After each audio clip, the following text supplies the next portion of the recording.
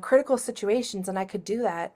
And then the Mhm. second that my switch was like off, I couldn't function. I mean, I would cancel any friend that wanted to hang out with me during that time that wasn't freaked out. I would Yeah. cancel any plan. I would literally sit and rewatch the same shows over and over. Just nothing, I didn't want new stimulation. It was insane. And I remember thinking like, how come I can go to work and I can be on and I can function and I can like save people's lives, but I can come home and not even do my own laundry.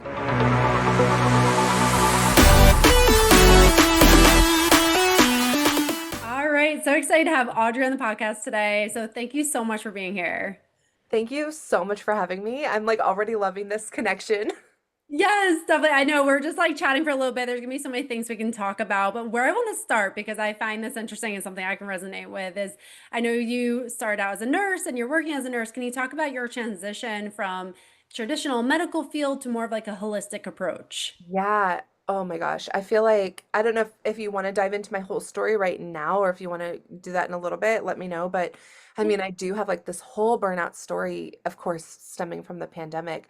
But that's Yeah. really when things shifted was when I really needed a lot more of a holistic support and a Mhm. lot more of like kind of like the nervous system skills and really a completely different lifestyle from what I was Yeah. living. So, Yeah, yeah, let's get into it. I'd love to hear that because I think that's something I can resonate with. I'm sure a lot of people can.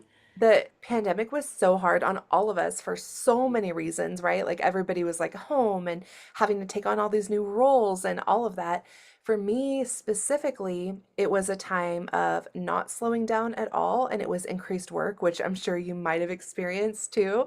It was, the census like shot way up in the hospital. We had so many patients, and as a float nurse, my job is to kind of go where they need me. And so I became one of the main lead nurses on a pop-up unit for COVID patients. And it was, first of all, it was a pop-up unit, so there was a huge lack of organization. Second of all, in the healthcare field, you already know, I mean, we weren't prepared. It's not like we knew this specific thing was going to happen, this type of, virus.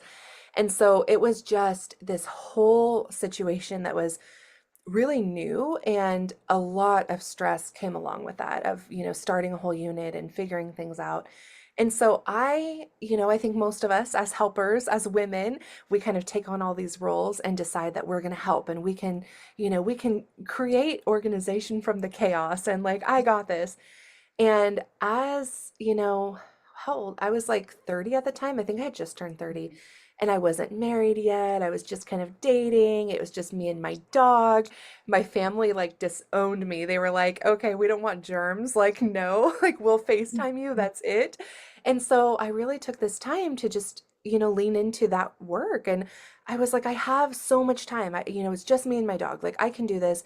There's so many nurses there that have elderly parents or young kids they're taking care of, and it's scary for them. And I have the opportunity to really show up. And so I picked up almost every overtime shift possible. I was doing the lead nurse thing. And so I'm getting, as a lead, I had a lot of information I was learning about patient discharges and, how we're going to navigate COVID discharges into back into the public and all of this I was learning. And so I became kind of a touch person for us and then our sister hospital nearby.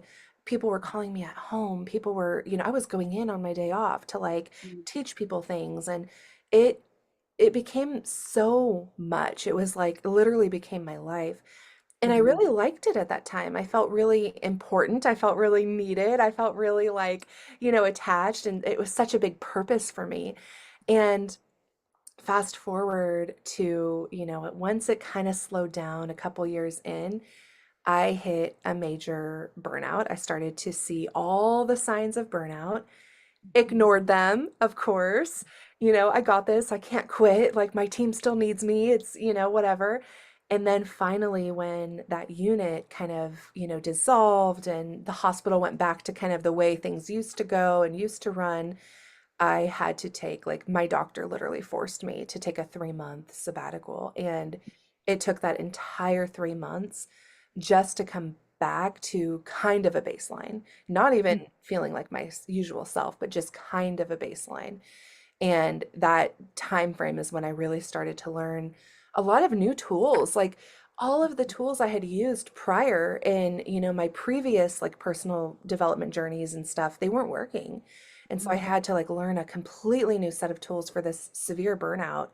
And now that's why, like, this is what I preach, this is what I teach, because I do not want anybody to experience what I went through. I mean, it was really bad. Yeah, yeah, and something that you shared that I can so relate to is like when you're in the fire and you just have to do the thing and you don't even realize the impact of what it's happening until you get to that point where you like hit your breaking point. And so many of us can relate to that. It's like you just keep on accumulating, accumulating, accumulating, and then like you don't know the cost of what's happening, especially when you're someone who's like a high achiever and you're like, I can handle this. I am the go-to person. I'm used to doing this. And we're all human at the end of the day. Like our bodies only have so much capacity. And unfortunately, it takes that point where we get to that burnout until we realize it. We realize, yeah, hit Yeah. rock bottom. My mom, I remember my mom literally telling me, she's like, okay, be really careful. Like, you don't want to get burned out. And I was like, how could I get burned out? Like, Yeah. it's gonna Yes. be fine.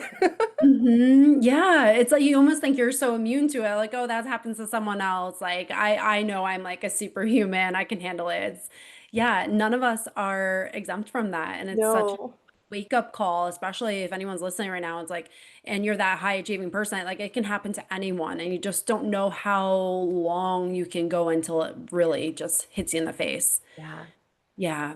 So when you realized that you were in burnout, you're taking that 3 month sabbatical, where was your starting point at that point?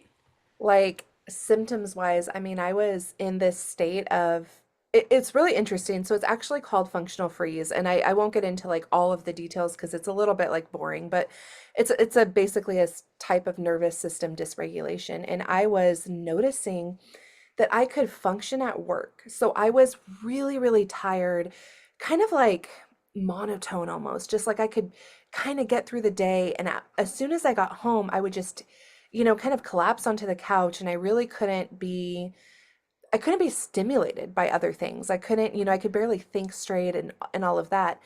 And but when I was at work, I was, getting that stimulation, right? The beeping, all the hospital noises, it's so busy.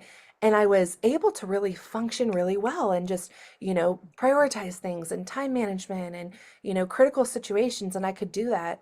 And then the Mhm. second that my switch was like off, I couldn't function. I mean, I would cancel any friend that wanted to hang out with me during that time that wasn't freaked out, I would cancel any plan. I would literally sit and rewatch the same shows over and over.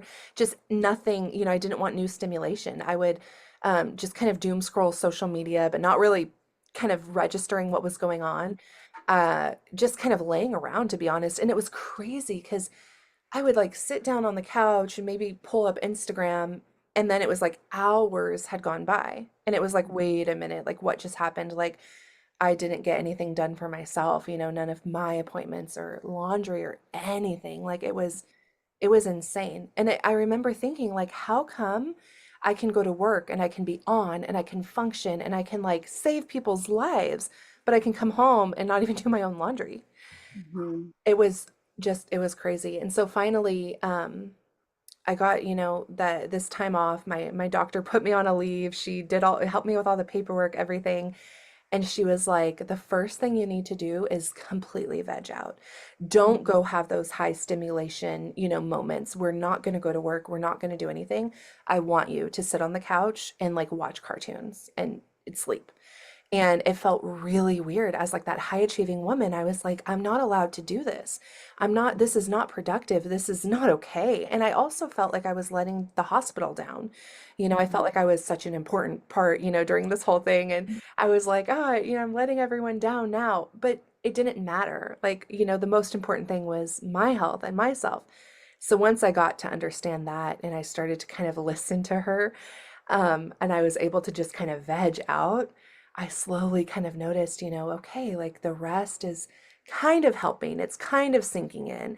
And now I'm opening up a little bit more capacity to do things that feel really good. And I think one thing led to another, and somewhere in there, I started to do yoga and I started to go to sound healing, and I learned about EFT tapping, and it was crazy. It was like this breadcrumbs that one thing led me to the other, and suddenly I was like in this full blown kind of like nervous system regulation, like rehab that I just kind of created on my own. And I was like, okay, like Mondays we go to sound bath, and Tuesdays, I go to the group chant. I used to go to like a Buddhist temple and do this group chanting experience and all these things. And I would go just sit at the ocean. I would literally just go, and I live nearby, thank goodness. And I would just go sit in front of the ocean and in front of the water and just like zone out. And everything just over time, I started to kind of come back to myself.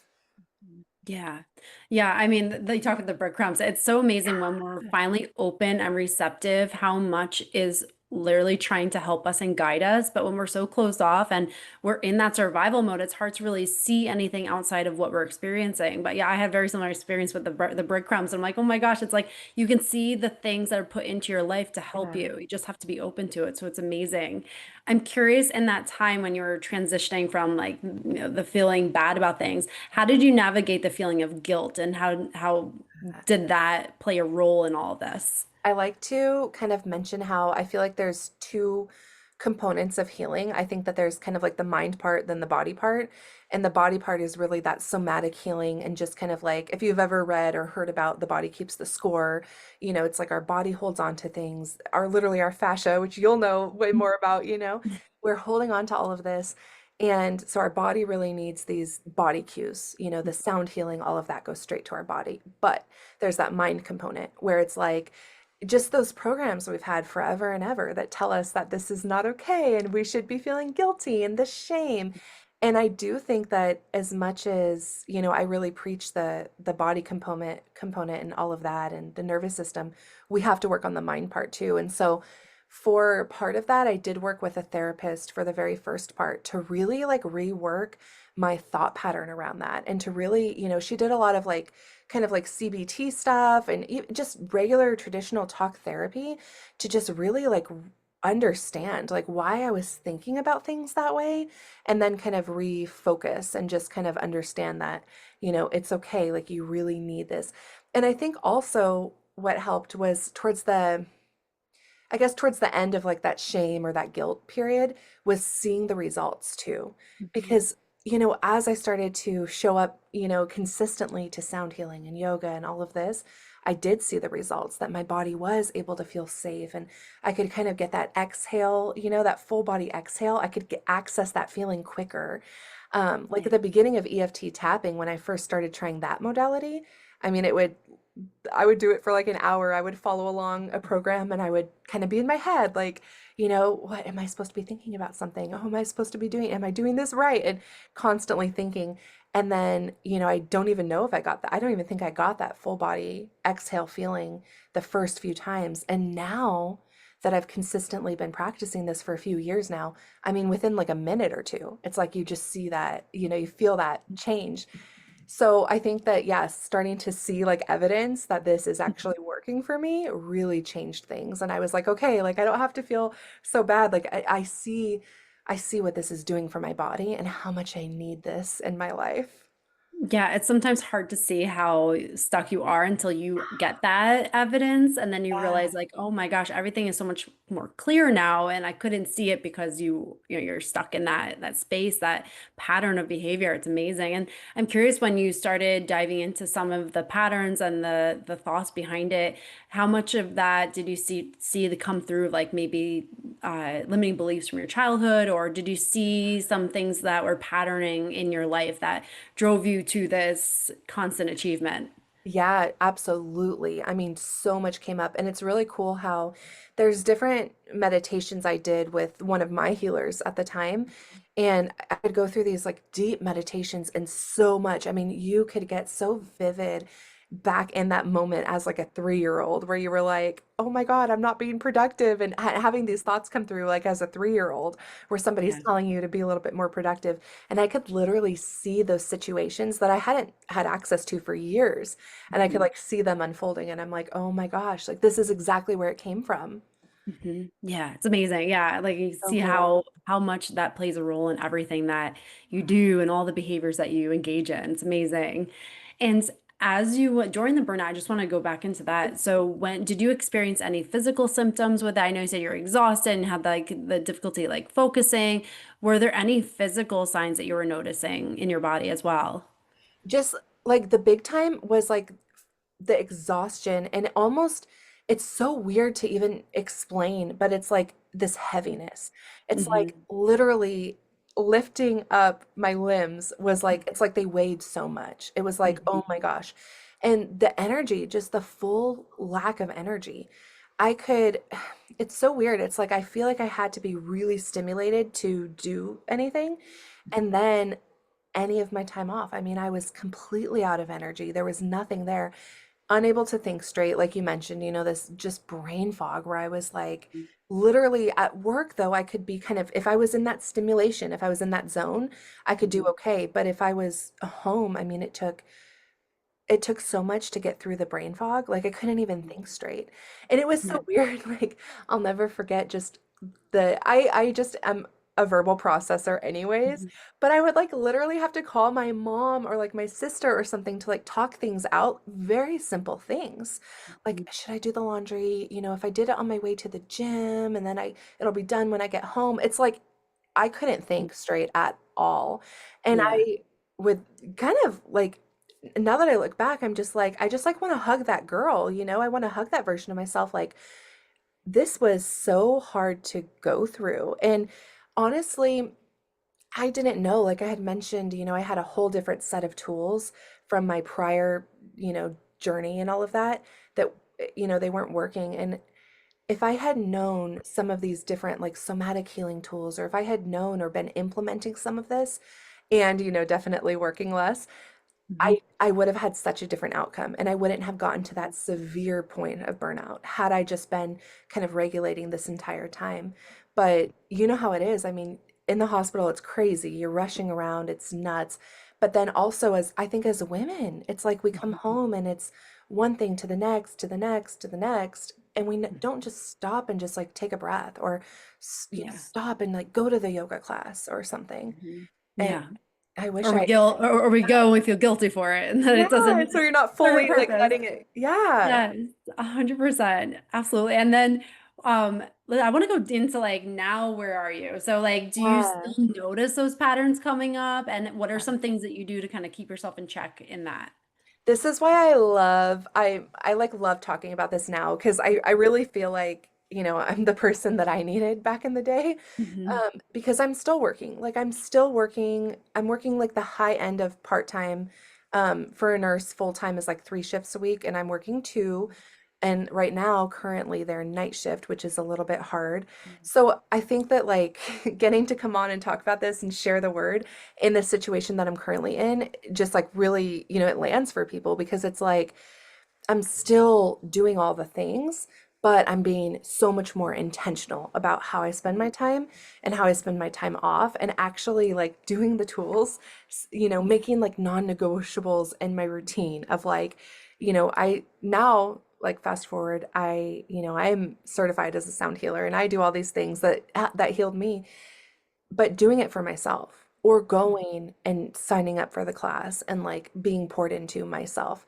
So really taking the time to do these things because I recognize when I start to get that burnout and I start to see those early signs because I'm human. It's like we're all human. And Yeah. I like really want to make sure that that point is like so clear that, we still have our jobs and all of our responsibilities and all of these things again as women. And I definitely am still, I'm not immune to the burnout just because it's something that I preach, right? So just making sure that, yeah, like when there's a period of heavy work time, like recently I was just working a bunch of overtime. And so it was like, okay, then that means like double time on the regulation, like double Mhm. time on the breath work. Like Yeah. when there's, a really hard night, it's like you got to come home, we got to release, we got to, you know, even in between patients at work, sometimes I'll literally go and just do a quick box breathing practice or something. But yeah, so it's a lot more now, it's more being able to recognize things earlier and making sure that I implement a lot of that, intentional time to regulate. Yeah, I appreciate you sharing that because I think that's a big sticking for point for people because they're like, well, how do I just quit my job? How do I just find the time? I'm raising kids Yeah. and everything, but it's not about changing all those things. It's about Mm. elevating and expanding your capacity to handle those things. And so there's so much power in that when you do integrate these practices to be able to buffer the Yeah, stresses that inevitably are going to happen in your life. So absolutely. yeah, absolutely. And then do you mind just sharing a little bit of what your routine looks like today? Like what is your daily practices? What are some things you Yeah. do that currently are I love helping that you? question because it's like Mhm. I like again, like that question just kind of highlights how things are real, like real in real life because Yeah. I think that we see so many women online or whatever that, are sharing like a 30-step morning routine and the perfect smoothie to like prevent, burnout and whatever. And it's like we want to be realistic because our lives are realistic. Like we are Mhm. still doing all of that. For me, honestly, it's, getting enough sleep. That's one of my biggest things is I absolutely need enough sleep for my body to repair, for my hormones to work properly, all of that. So getting a lot of sleep. And then I try to wake up, try to start my morning. There's mornings when I scroll on Instagram and all of that. We all do. But for the most part, trying to start my morning with like getting some sunshine if I can, just get that sunshine, get some water, kind of hydrate all of that. And then I always do like a quick, somatic healing practice. So that could be, it just depends on how much time I have. But the three that I love the most are the, sound healing, EFT tapping, and then breath work. And there's so much more out there, but I've just kind of focused on those because they worked for me. And then I've seen a lot of studies that prove how they do work, and I like that evidence. So, Yeah. so it just depends on how much time I have. Like if I have a lot of time, I'll pull out a few of my bowls and like, do a little session for myself. Or if it's like 5 minutes till go time for the day, like, it's a quick EFT, like quick tapping session, something like that. But just trying to fit it in the morning sets me up. And you can do these Mhm. things anytime, it's okay. But I like to kind of give myself that, we come back into that regulated state so we have more capacity to like do all the things all day. Yeah, absolutely. And then like that morning routine, it really is key because you can see when you don't do it that how things can fall apart. I noticed that the other day, I like Thursday was this crazy morning, skipped some of my things, and it was like hot mess express that day. And it's like, so you can see how these really do make a difference when you integrate these practices into your routine. And the sound healing, I can definitely testify to that because that is such an amazing it's just so amazing to experience that. I just started doing that a few months ago and I just absolutely love it. It's been amazing. So I love that you do it yourself. So Yeah.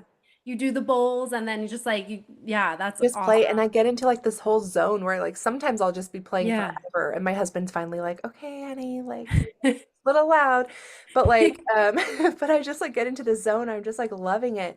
But I think like that's one of the things that I love the most about these kinds of Mhm. tools that get you into your body is as, Yeah. an analytical person and as like that high achiever brain, right? And I think again, like as a woman in general, we just have this, we're able to multitask, we're able to think a lot. Mhm. And so we do. And so Yep. for me, it's been the ability to get like out of my mind and get into my body and just like as soon as I start to play or, after a couple minutes of tapping and you get into that kind of zone, it's like I'm not thinking as much. Like thoughts will Mhm. pop in, but they're, it's more meditative. And so I can Yeah. kind of release them. And so it's like having that clearing my mind, having that time to just clear my mind. It feels so good. Yeah, absolutely. And it's like when you have that experience of getting out of your mind and into your body and having those calm moments, it's like you don't want to come back. Like Yeah. sometimes people think of these things, okay, well, it's a half hour. How do I fit a half hour in? But like when you do that half hour, you're like, can I please have more? Like it's not something that you have to add on or just another thing to check off your list. It's like you just love it. It becomes something that brings joy in your life. So it becomes so much easier to integrate it into your life. Yeah, And totally. So good. yeah, and for someone who wanted to connect with you, learn about more about what you do, can you share where they can find Of you? course. I have something I would love to give you guys. Yeah. I have like a free training. It's like 45 minutes long, or it's more of like a class, where I give you like a very simple, like 2-minute breath work that you can do like anywhere, anytime. People are probably not going to notice you doing it. And really just a little bit of more teaching in depth why nervous system regulation, like why it's so important and kind of like what it really is. So if you want to DM me on Instagram at Hello Audrey Rose, just send me the word reset and I'll send that over to you. But Instagram is like definitely the best place. Like I have everything linked there, the podcast, the all the things. It's all linked there. And so, yeah, it's the best. Amazing. I'll put everything in the show notes. So definitely connect with Audrey. And I'm just so grateful for everything we chat about today. And I really just hope it resonates with someone today who maybe is feeling like they're in the thick of the burnout and knowing that on the other side, there really is so much more freedom in life. And it doesn't have to last forever if you choose something different today. So thank you again. And for anyone who's listening, definitely share this episode with someone who could benefit from it. It's only through sharing that we really can expand this and allow more people to experience life through a different lens. So thank you so much. Thank you.